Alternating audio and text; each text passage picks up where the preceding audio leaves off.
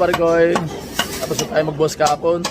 So may 8 oras na para magbaklas. So let's go, pasukin natin para makita nyo kung gano'ng magandang boss. Let's go! So yan, ito yung kwarto ng buhusan. Yan, ito yung mga forma na ginamit natin. So makita nyo yung wall, makinis na siya. So hintay lang natin yung curing days niya para pwede na magbatak.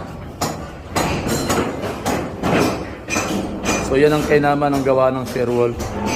May lagayan ng aircon, may bintana na pag binaklas yung mga forma. So ito yung pinto. Ayan yung CR. Ayan.